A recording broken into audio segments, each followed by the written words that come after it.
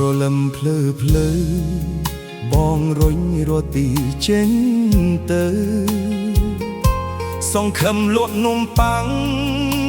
ដោះទុកគ្រួសាររាល់ថ្ងៃនំប៉័ងដាក់ប្រហិតក្លិនឈ្ងុយជាប់ដងវិថីញើសហូរលើត្បល់ស្ដាំព្រោះជីវិតត្រូវតស៊ូរុញតាមចេញចាមផ្លូវមិនคล้ายថ្ងៃក្តៅខ្លាំងទូភ្លៀងធ្លាក់រាំងស្ទះក៏មិនបោះបង់ចិត្ត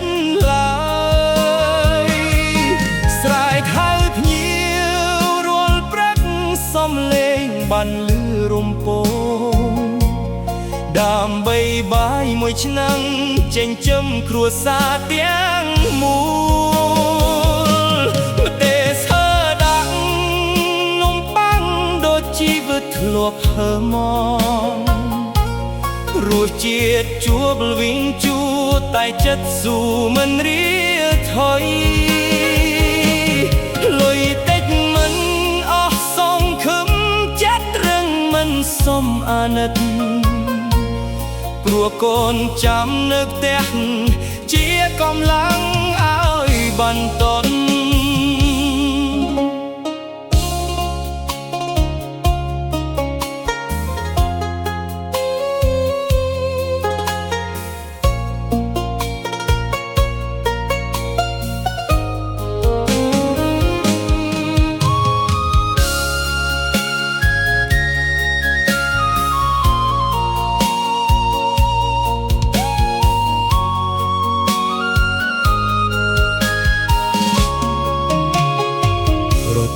តូចតាមផ្លូវធំជីវិតខំមិនដូរក្រតែកាយមិនប្រចិត្តរស់ដោយញើសនិនស្នាដៃ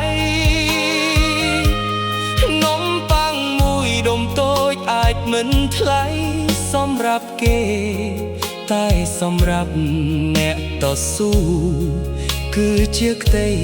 សង្ឃឹមធំរុញទៅមុខ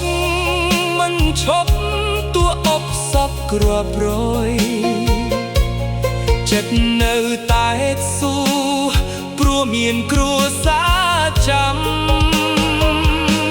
ថ្ងៃនេះហប់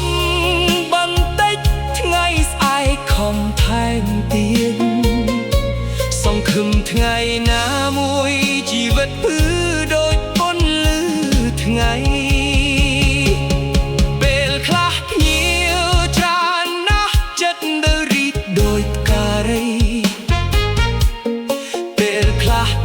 ស្ងាត់សូនបេះដូងស្រពោនស្ទើរស្ងប់តែបងមិនចោះចាញ់មិនបោះបង់សេចក្តីស្រមៃព្រោះអ្នកក៏ត្រូវដឹងថាការខំជាផ្លូវជ័យសន្សំមួយរៀលពីរមិនឲ្យខាតដោយអត្ថន័យប្រឹងទុកសម្រាប់កូនឲ្យបានរៀនខ្ពស់ជាងឪពុកទោះថ្ងៃនេះលំបាកទោះថ្ងៃនេះហត់នឿយស្នាមញញឹមកូនតូចលុបអស់ទុកក្នុងចិត្តសំឡេងហៅនំប៉័ងលាន់លឺតាមដងផ្លូវជាសំឡេងអ្នកតស៊ូមិនព្រមចោះចាញ់ជីវិតក្រតែใจមិនក្រចិត្តទៀបដៃត្រកមិនទៀបបាត់ឡៃរស់ដោយកម្លាំងដៃរស់ដោយស្នាដៃសុចរិត